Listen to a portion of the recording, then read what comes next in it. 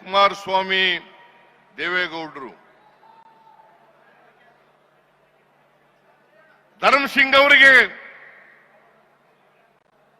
ಕೊಟ್ಟಿದ್ದಂತ ಮಾತನ್ನ ಮುರಿದು ತಾವೇ ಅಧಿಕಾರಕ್ಕೆ ಬರ್ತಕ್ಕಂಥ ಕೋಮುವಾದಿಗಳ ಜೊತೆ ಸೇರ್ಕೊಂಡು ಅಧಿಕಾರಕ್ಕೆ ಬರ್ತಕ್ಕಂಥ ಪ್ರಯತ್ನವನ್ನ ಮಾಡಿದ್ರು. ಅಧಿಕಾರವನ್ನು ಮಾಡಿದ್ರು. 20 ತಿಂಗಳು ಹಂಚಿಕೊಂಡು ಅಧಿಕಾರ ಮಾಡಿದ್ರು. ದೇವೇಗೌಡರು ಮತ್ತು ಕುಮಾರಸ್ವಾಮಿ ಅವರು ಯಾವತ್ತೂ ಕೂಡ ಕೊಟ್ಟ ಮಾತಿನಂತೆ ನಡ್ಕೊಳ್ತಕ್ಕಂಥ ವ್ಯಕ್ತಿಗಳಲ್ಲ. ಸೇಡಿನ ರಾಜಕೀಯವನ್ನು ಮಾಡೋದರಲ್ಲಿ, ದ್ವೇಷದ ರಾಜಕಾರಣವನ್ನು ಮಾಡೋದರಲ್ಲಿ,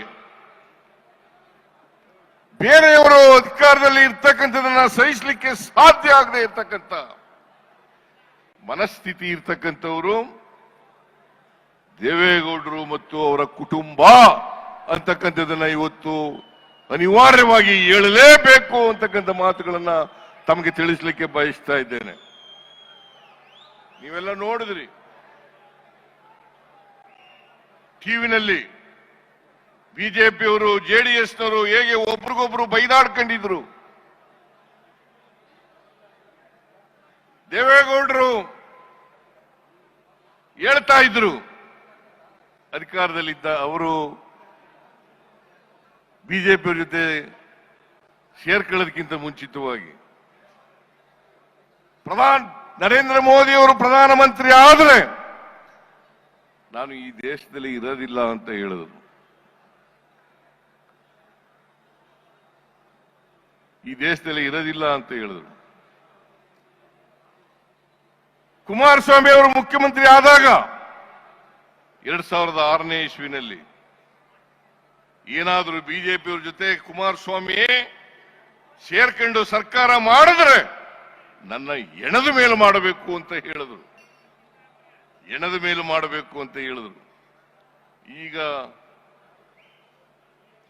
ಕೋಮುವಾದಿಗಳ ಜೊತೆ ಸೇರ್ಕೊಂಡು ಷಡ್ಯಂತ್ರವನ್ನು ಮಾಡಿ ಕೇಂದ್ರ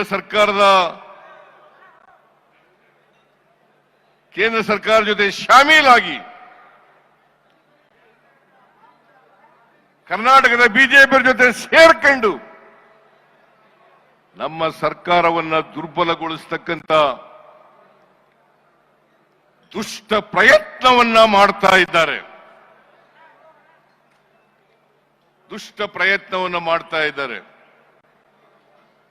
ನಾನು ನಿಮಗೆ ತಿಳಿಸಲಿಕ್ಕೆ ಬಯಸ್ತಾ ಇದ್ದೇನೆ. ಗೊತ್ತಿದೆ ನಿಮ್ಗೆಲ್ಲರಿಗೂ ಕೂಡ